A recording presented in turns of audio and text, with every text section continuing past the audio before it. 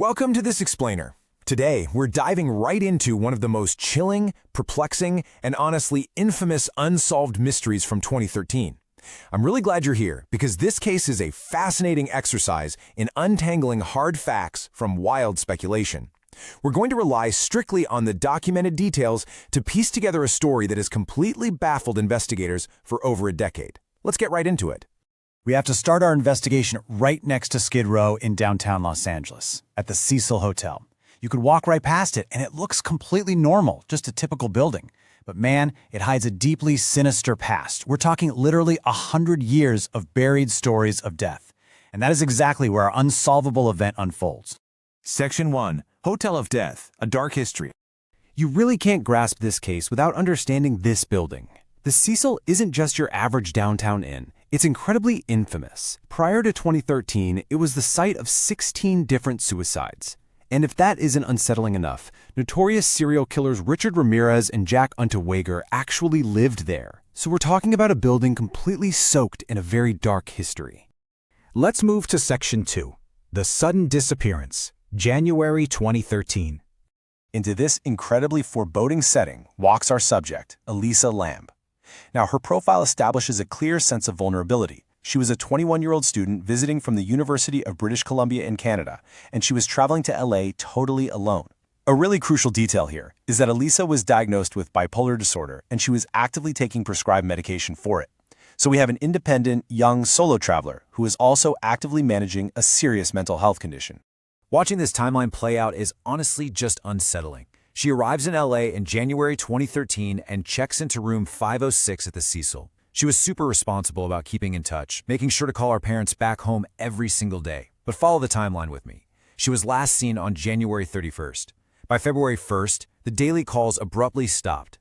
Fast forward 19 days later, and her body is ultimately found. But how on earth did we get from February 1st to that terrible discovery? But when those daily calls stopped, her terrified parents immediately alerted the police. And law enforcement did not take this lightly. They launched a massive, thorough search. They completely swept room 506, they scoured hours and hours of the hotel's CCTV footage, and even brought in sniffer dogs to sweep the entire property. The result? Absolutely nothing. Elisa had vanished without a single trace. For almost 3 weeks, the investigation went completely cold. Which brings us to Section 3, the gruesome discovery, 19 days later. The way this case finally broke open is frankly horrifying. After those 19 days, guests staying at the Cecil started making some really disturbing complaints to management. People were reporting terrible low water pressure, water from the taps literally running black, and an unbearable foul smell accompanying it. This forced the hotel management to finally send workers up to check the roof. So, the crucial point here is understanding the setup up there. On that roof, there were 4 massive water tanks. Think about this. Each of these tanks held 1,000 gallons of water. And this wasn't just for some isolated plumbing system. This water supplied the entire hotel. It's the water guests were using for showering, for cooking, and for drinking. Inside one of those heavily used 1,000-gallon tanks, workers made a discovery that shocked everyone involved. Floating inside was a lifeless, swollen, naked body. It was very quickly identified as the missing 21-year-old Elisa Lam. It was an incredibly tragic end to the search, but honestly, rather than providing closure, this discovery just immediately raised totally impossible questions. For starters, the physics of it just don't make sense. The tank she was found in was 8 feet tall, but there was absolutely no ladder placed nearby. There were 0 physical marks or signs around the area to indicate how she could have possibly scaled the smooth sides of an 8-foot structure all by herself. And that brings up the absolute most baffling anomaly of the entire case, the lid. Even if we somehow assume she managed that 8-foot climb and fell in, the incredibly heavy lid to the tank was found securely closed shut. Think about it. A person trapped in the water below could absolutely not have reached up and pulled that heavy metal lid shut above them. No way. That takes us to Section 4, the chilling elevator video, the last sighting.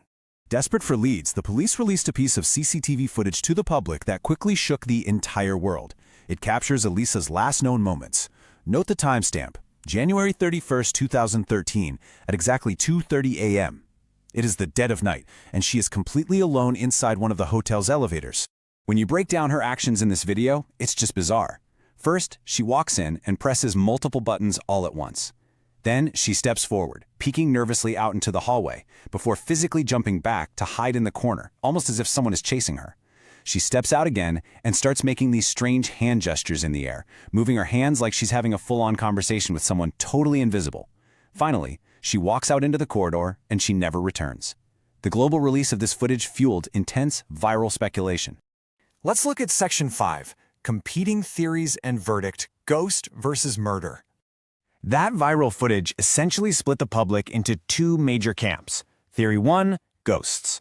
Because the Cecil Hotel has that notorious 100-year history of suicides and killers, tons of people genuinely believed paranormal forces were responsible. They asked, did a spirit from the haunted hotel lure her up to the roof? On the flip side, Theory 2, murder. A lot of people suspected a flesh and blood killer. Was there a stalker just out of frame in that hallway? Was she murdered and then forcibly thrown into that tank to hide the evidence? But as in any explainer, we absolutely must return strictly to the hard evidence. During that entire highly scrutinized elevator video, no one else ever appeared on the camera. Furthermore, when the medical examiner reviewed the case, there was zero signs of physical trauma or struggle on Elisa's body. No bruises, no defensive wounds, literally nothing to definitively point to a physical attacker. Which led to the official verdict. According to the autopsy report, the cause of death was officially listed as drowning, and the manner of death was ruled accidental. The authorities theorized that Elisa might have missed taking her bipolar medication, which unfortunately induced a severe, fatal hallucination. They believe this psychiatric episode is what caused her bizarre behavior in the elevator, leading her to wander up to the roof and somehow fall into the tank on her own. But even with that official ruling, the sheer logistics of the heavy closed lid and the 8-foot climb still leave a lot of people totally unsettled. Moving to Section 6, Lingering Questions and Lessons, the Legacy of Elisa Lam. When we step back and review this entire case, this explainer highlights a few vital takeaways for all of us. Number 1, mental health is something that must never be taken lightly. Managing a condition like bipolar disorder is a severe, daily reality that requires constant care. Number 2, it's a stark reminder to always exercise extreme caution and situational awareness when traveling alone. And lastly, as frustrating as it is, some secrets may just never be fully uncovered. Let's jump forward a bit. It's 2026 now, 13 years since the tragedy. The Cecil Hotel actually tried to distance itself from its past by renaming itself Stay on Main. But a new name doesn't erase history. Despite the official accidental ruling, Elisa's parents continue to seek justice for their daughter. And honestly, this is the most chilling part. To this day, locals and guests still report hearing strange noises coming from the hotel's roof at night. So, I want to leave you with this final, provocative thought. Based on the strict timeline, the dark history of the hotel, the sheer physical impossibilities of that closed lid, and the highly bizarre elevator footage we've analyzed today, what do you believe actually happened in the dark that night? Was it murder, a tragic hallucination-induced